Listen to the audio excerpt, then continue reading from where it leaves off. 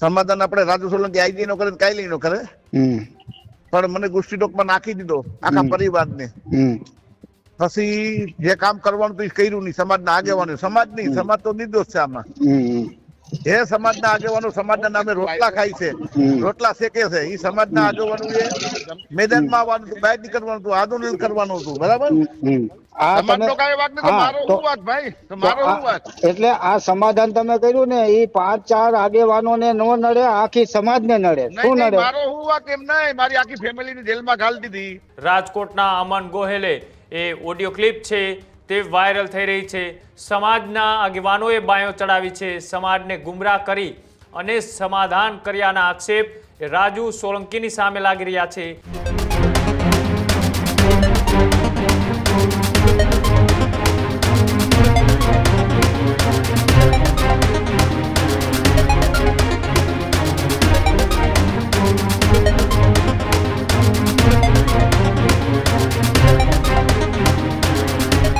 સમાચારોમાં આગળ વાત કરીએ. ગોંડલ અને સાથે સાથે જૂનાગઢનો ખૂબ ચર્ચિત કેસ જયરાજસિંહ જાડેજા અને રાજુ સોલંકીના સમાધાનનો મામલો. સમાધાનના મામલે ફરીથી ક્યાંક ને ક્યાંક ઓડિયો ક્લિપો એ ચર્ચાઓમાં આવી રહી છે. સમાધાન થયા બાદ હવે રાજુ સોલંકી સામે સમાજ મેદાને પડ્યો છે. રાજકોટના અમન ગોહેલે એ ઓડિયો ક્લિપ છે તે વાયરલ થઈ રહી છે. રાજુ સોલંકીએ જેલ દરમિયાનની આખી વાતો આ ઓડિયો ક્લિપની અંદર કરી છે. એટ્રોસિટીના કેસમાં સમાધાન થાય ખરા? આવો સવાલ તેમને પૂછવામાં આવ્યો. ત્યારે સમાધાન નથી થતું તો પણ કરવું પડે તે વાત એ રાજુ સોલંકી આ ઓડિયો ક્લિપની અંદર કરી રહ્યા છે. આ ઓડિયો ક્લિપની ન્યૂઝરૂમ ગુજરાત એ પુષ્ટિ કરતું નથી. આ ઓડિયો ક્લિપ અત્યારે ખૂબ વાયરલ થઈ રહી છે. એક બાદ એક અનેક ઓડિયો ક્લિપ એ રાજુ સોલંકી સાથે અલગ અલગ વ્યક્તિઓની વાયરલ થઈ રહી છે કે જે એટ્રોસિટીનો કેસ તેમને ગોંડલના પૂર્વ ધારાસભ્ય જયરાજસિંહ જાડેજાના પુત્ર ગણેશ ગોંડલ ઉપર કર્યો હતો. અને તેમાં એ બંધ બારણે સમાધાન બાદ પ્રેસ કોન્ફરન્સ કરી અને મોટા ખુલાસાઓ કર્યા હતા. પૈસાની લેતી દેતીની વાત હોય કે પછી કોઈ એવી મોટી રકમથી સમાધાન થયું તેના અનેક ખુલાસા એ રાજુ સોલંકીએ પ્રેસ કોન્ફરન્સના માધ્યમથી કર્યા. ત્યારબાદ હવે તેમની સામે સમાજના આગેવાનોએ બાયો ચડાવી છે. સમાજને ગુમરાહ કરી અને સમાધાન કર્યાના આક્ષેપ રાજુ સોલંકીની સામે લાગી રહ્યા છે. ત્યારે વધુ એક ઓડિયો ક્લિપ અત્યારે ચર્ચામાં છે અને વાયરલ થઈ છે. તેમાં રાજકોટના અમન ગોહેલ સાથે રાજુ સોલંકી જે વાતચીત કરી રહ્યા છે, આવો તે પણ જોઈએ. રાજુભાઈ જય ભીમ. જય ભીમ, જય ભીમ. સાઈડમાં રાખો. હા, રાજકોટ થી અમનભાઈ ગોહેલ બોલો. બોલો બોલો ભાઈ. કેમ છો? મજામાં? મજા મજા ભાઈ. હા, હવે અત્યારે મેં ઓલા ન્યૂઝ જોયા તમે સમાધાન કર્યું. હા ભાઈ. હા, તો કઈ વાંધો નહીં, ભલે સમાધાન કર્યું, પણ રાજુભાઈ આ એટ્રોસિટીના કેસમાં સમાધાન થાય?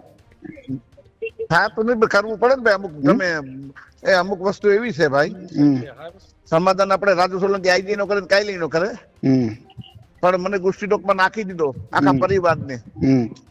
પછી જે કામ કરવાનું તો એ કર્યું નહીં. સમાજના આગેવાનો, સમાજ નહીં, સમાજ તો નિર્દોષ છે આમાં. જે સમાજના આગેવાનો સમાજના નામે રોટલા ખાય છે, રોટલા શેકે છે, એ સમાજના આગેવાનો એ મેદાનમાં આવવાનું હતું, બહાર નીકળવાનું હતું, આંદોલન કરવાનું હતું. બરાબર? એને આંદોલન નું કર્યું. આંદોલન જેને કરવું તો નહીં રોહિત કાકે નથી કરવાનું આપણે કાંઈ આમાં. હવે એક મિનિટ રાજુભાઈ, મને સાંભળો પેલા મારી વાત સાંભળી લ્યો. પછી મારી ઘરવાળીને ગુસ્સી ટોકમાં હાવ ખોટી રીતના નાખી. સમાજના આગેવાનો મારી ઘરવાળી જુનાગઢ જિલ્લાના સમાજના આગેવાનો 2-3 જણા છે, એને પૂછે કે ભાઈ મારા ઘરવાળાનો મારા છોકરાનો વાંક શું?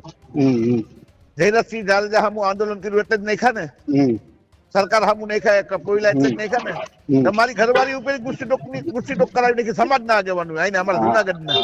હા, એ હું સમજી ગયો કે સમાજના આગેવાનોના ષડયંત્રનો ભોગ તમે બન્યા. બરાબર, એ 100% તમે સાચા છો.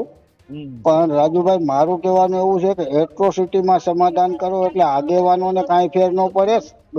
જે અત્યાચાર ને અન્યાયનો ભોગ બનેલો આપણા સમાજને ફેર પડે. સાંભળો ભાઈ, બીજું તમને બીજી ખબર જ નથી કાંઈ. પછી હું જેલમાંથી છૂટ્યો, 13 મહિના ને 13 દિવસ જેલમાં રહ્યો હું. બરાબર? એક પણ આગેવાન મારી મુલાકાત લેવા નથી આવ્યો. બરાબર? પછી અમારા ઘરમાં ખાલી છોકરીઓ, મારી દીકરીઓ 4 છે, 4 દીકરીઓ વીધી હતી, જુવાન દીકરીઓ મારી. એક પણ આગેવાન પૂછવા નથી અમારી દીકરીને તમારું શું ઘટે છે, તમારી પ્રોસેસ ક્યાં પૂગી. સાંભળો બીજું, પછી મારી રીતે અમે જામીન થઈને છૂટ્યા 13 મહિના 13 દી હું જેલમાં રહ્યો. જેલમાં રહ્યો હું જુનાગઢ આવ્યો અને 10 દી થયા તો મારી પર એફઆઈઆર ખોટી કરી દેવદાન મુસળિયાએ. મારા જામીન રીતે કરવા હાટુ આવેદન દેવા ગયા. સાંભળો ભાઈ તમે ભાઈ. હા સાંભળું છું.